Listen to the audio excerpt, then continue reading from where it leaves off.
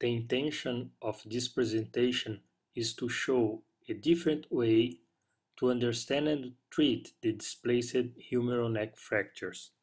The most common way to understand and to analyze those fractures is to consider the number of fragments.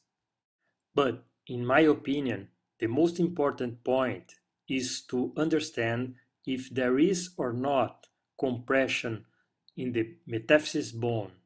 Then, if we rearrange the same fractures in the right side, we can divide it in two different groups. One group that I call not impacted fracture and another group that I call impacted fracture, independent of the number of the fragments involved.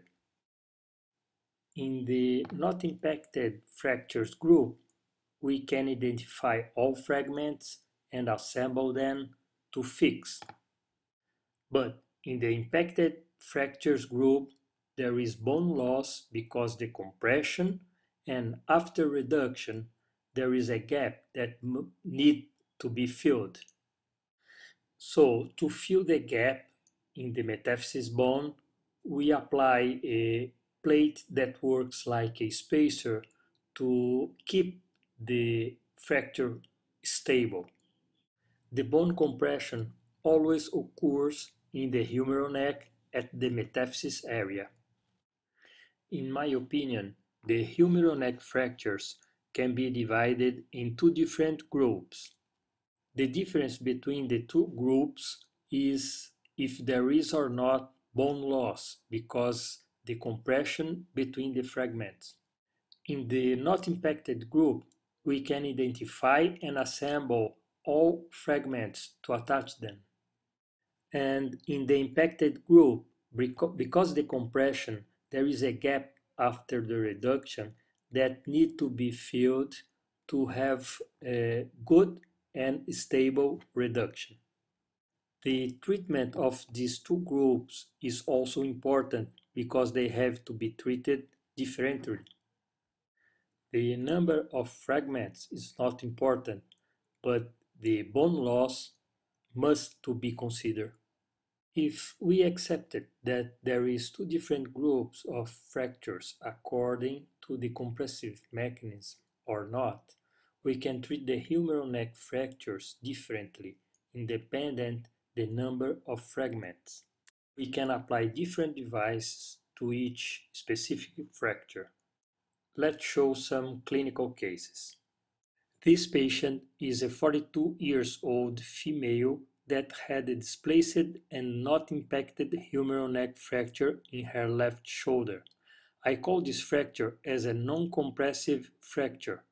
We operated on and applied a 90-degree blade plate.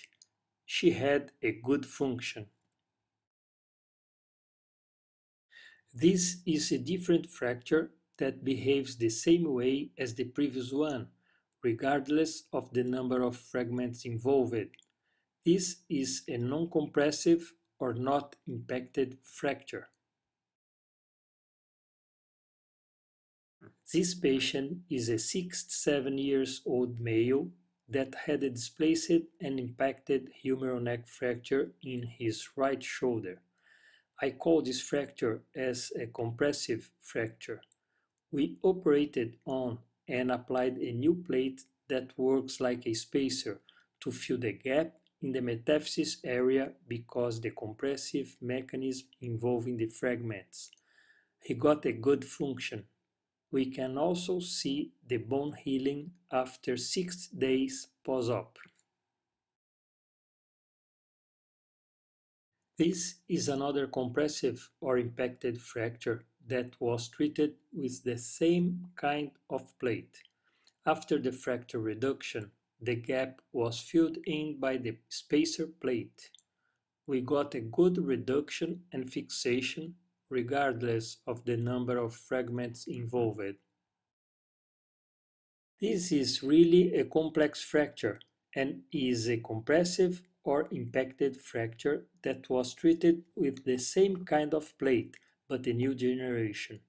After the fracture reduction, The gap was filled in and supported by the spacer plate, and once more we got a good reduction and fixation, regardless of the number of fragments involved.